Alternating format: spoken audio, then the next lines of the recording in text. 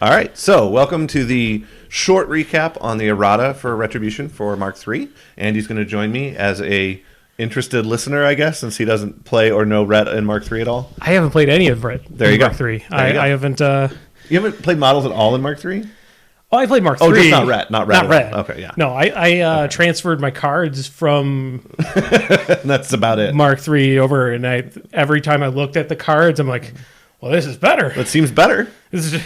Yeah. This is just better. It's pretty much through the whole thing. So if you watched the first however many parts we broke it into of my Retcast. The Retcast actually is only in one part. It's a single part? It's a single part. That's a long video in Twitch. Not on Twitch, but on YouTube's. That's a very long video. So if you watched that, I'm sorry. Also, that was very upbeat and positive. For the Errata, I'm not going to be a downer about the Errata, but it's not making things better for Ret. The Errata did help balance and strengthen some things for some other factions.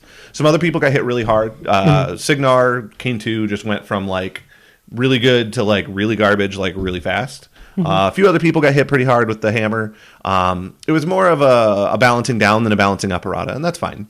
I think every Ret player dreaded/expected Ossian to get touched, and he was. He got touched. It wasn't like, like it's going to appear in a court case or anything like that. But he did get touched on the doll somewhere. He did get touched a little bit. A little bit. So Allegedly. So if you've been living in a hole and you play Ret but don't know what the Errata is, I'll just mention real quick. Ossian lost Deadeye. So he traded out for Fortune, which if you're not aware, is a 2-cost upkeep that lets target friendly faction model unit re-roll its missed attack rolls. Each roll can only be rolled once, obviously. You can't just keep rolling till you hit. Correct. The problem with this is I don't know that Ossian's going to see a ton of play with that change. Ret tops out at Rat 6, not counting solos and a couple casters, but tops out at Rat 6 pretty much across the faction. And what made it work was Deadeye. Deadeye made him hit against things that he needed to hit, and so he could bring things like Stormfall Archers that actually had the hitting power that when they hit could kill things. Stormfall Archers at Rat 5, even with Fortune, struggle to even hit like heavies in some cases. Like needing a 7 is tough. Yeah, with Fortune, basically, I mean, pretty much any add a die, take a die, it's always adding just like a +2 to the correct. To the and roll. A +2 is a big deal, whereas a reroll is kind of meh. It's better than nothing. The other problem with Fortune is it is an upkeep, so it's a one-time cast. And people will say, oh, well, you can hot swap it. Except not really because of Ossian's feat. Like, you don't want any unit to activate before Ossian on feat turn. Correct. It's absolutely worthless. All of a sudden, they're just giving up a die of damage. So that's a problem. I don't know. He might still see a ton of play. I think, at the very least, his lists are going to have to change a lot. People were relying a lot on Stormfall Archers for damage, and I had Riflemen in my list because of stealth still occasionally being a thing, but a lot of people didn't, and that's a problem. The other thing was Deadeye was just absolutely bonkers on Strike Force, and Fortune on Strike Force is meh. I mean, it's all right. It's not terrible. So we'll see. I think Ossian's going to see a lot less play. He went from an auto-include in your pairing that if you're not playing Ossian, you're playing with a hand behind your back to middle of the road. He's playable. He's not bad. There are other casters. Helena comes to mind that are probably stronger than him now. I don't know if you've seen Helena played in Mark III. I know you haven't played her. Yeah, I've dealt with her. Have you played against Helena? I've dealt with her Road to War. Road to War is a really strong spell. Pretty awesome. I think Helena's going to be even more amazing when Helios comes out. I think she's going to really like a Helios in her list. And that's in the February release cycle? That's coming very soon. Actually, I think he might be out this week. This week, okay. So Helios is very nearly on shelves. So we'll see, and maybe Helios will be great with Ossian. I like Helios a lot better with Helena. I think Helios is going to be bananas in Ron. I think Helios is going to be better with other casters, but Ossian he won't be bad with. The thing is, his gun doesn't do damage, so Ossian's feat benefits him not at all. So I don't know that you're going to see a Helios-Ossian pairing. We'll see. No, I see Helios working better with like Ron or Virus 2 or something. Oh yeah, like Virus that. 2, another good choice. Yeah. So the other thing that changed in the Errata was, well, there were two other things, but one was kind of a non-change. They reworded the feat for Dawnlord Virus just a little bit. It was basically a rewording. There was a weird case where the way that the flank from Perfect Execution was worded had like this weird corner case where it would continue to work even if in some weird case you like moved away from the model providing flank in the middle of the attack or something. It was a weird corner case. Okay. They reworded a couple of things like that. It didn't functionally change the way that it was supposed to work, as far as I'm aware. But then the other change was the Arcantric Force Generator was reduced to 16 points, which is amazing. It's a point generator now. It's a point generator now. So the Arcantric Force Generator is absolutely amazing. It became, I want to say, 3 points cheaper. I don't know the previous points, but I know it's a really good. I believe it's 3 points cheaper, which balances out the other errata that does technically affect Ret. Even though it's not a Retribution model. So if you're not aware, Retribution loves to play a minion solo. Linus Arisal. Linus Arisal and another minion solo that we can't take that's garbage and no one should ever play him, so I'm not even going to name him. Grievous Wounds guy. Alt Ashley, yeah. So Alt Ashley and Linus Arisal were both increased in cost. I think that was probably valid. Linus Arisal was seeing play in basically every single list in the game. She was basically an auto-include. She was an auto-include. At 2 points, she was way too good. 3. She was 3. Oh, she only just went up 1 point? Yeah. Okay. So Linus Arisal went from 3 to 4. I think that was completely balanced and fair. Hilariously, I have lists that are now up 2 points because they had an AFG and Linus Arisal. So I lost 1 and I gained 3.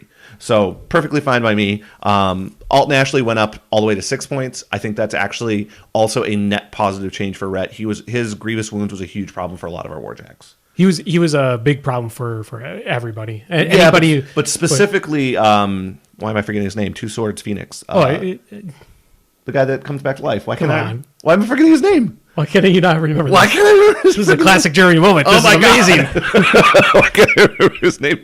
I'm so mad right now. He's a Phoenix. He is a Phoenix. Yeah. He's got 2 swords. Yeah.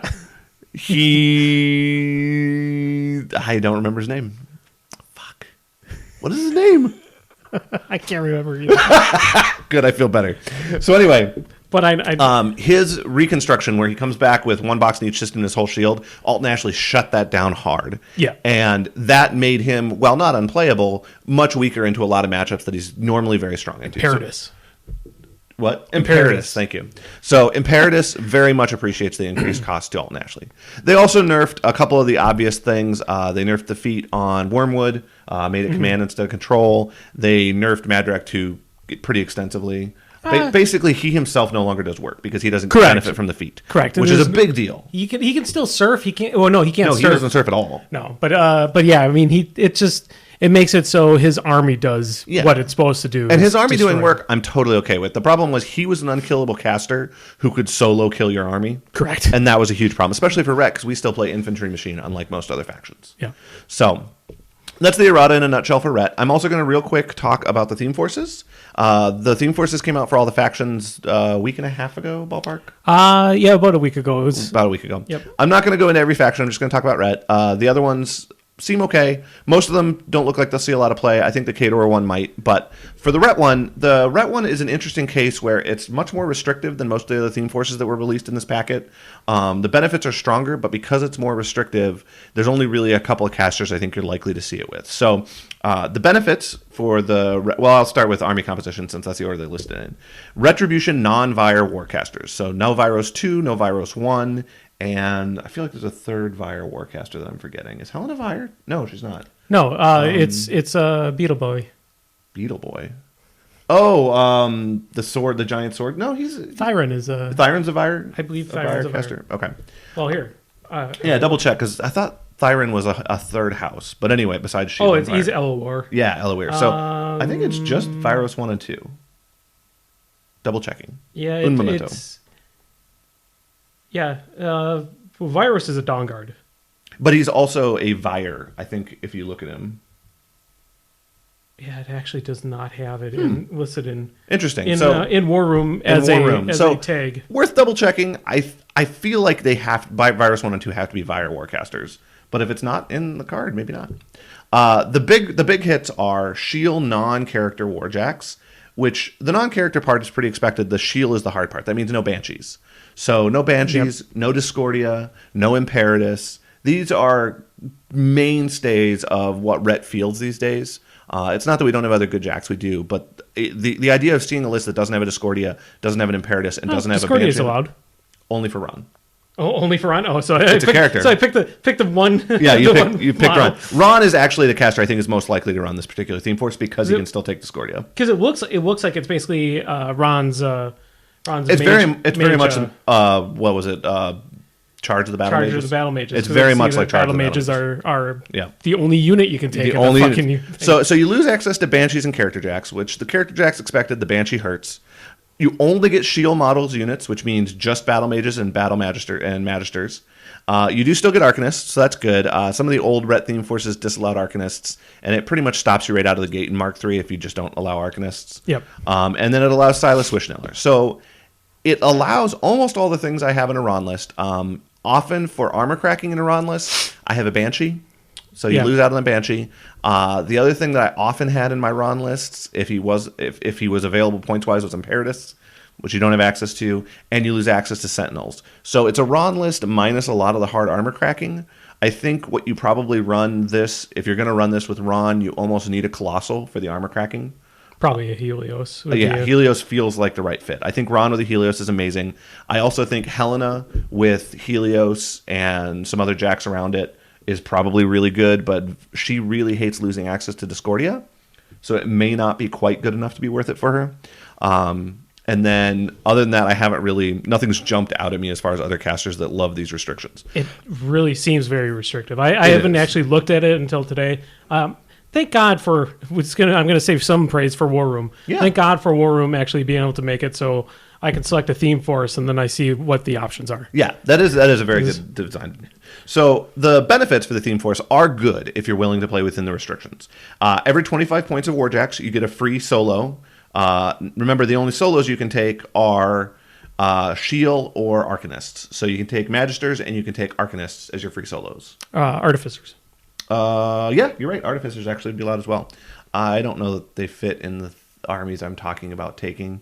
Artificer is he's okay for just that extra magic attack, and if he's 5 points free, that's pretty nice. It's not too bad. So yeah, the Artificers for free aren't terrible. All the Warjacks in the army gain Shield Guard, which can be great. Somebody online was positing today that they think the way to run this is with a couple of Hydras in your list. So you run a Jack. They were saying just run it as a Jack army. Just don't even pretend to run Battle Mages. And then run Hydras so that if they shoot your army, all your Hydras get free focus. You just Shield Guard that into your Hydras. It's not a terrible idea. I don't know that it's a great idea. Hydras are armor 18. Unless you're running it with Ron, you don't have access to Discordia, so you don't have the armor on them. It's not terrible. I don't know that it's not gonna break the game. I'll put it that way. And then the other benefit is that friendly model units begin the game affected by upkeep spells. When I first read that, I thought it was just upkeep spells start in play, and I was like, oh my god, Kalissa can start with backlash on enemy jacks. And then I reread it, and it was friendly only because they learned their lesson with the theme force for not Scar but Denny too. Oh yeah. We have all of her stuff on. We've all learned now that starting with enemy upkeeps in play is a bad idea. Yeah. So again, you get back. We didn't learn that removing AD from the game for your opponent is not a good thing. No, we did not. It's one of the other theme forces actually removes AD from your opponent, which is kind of bananas.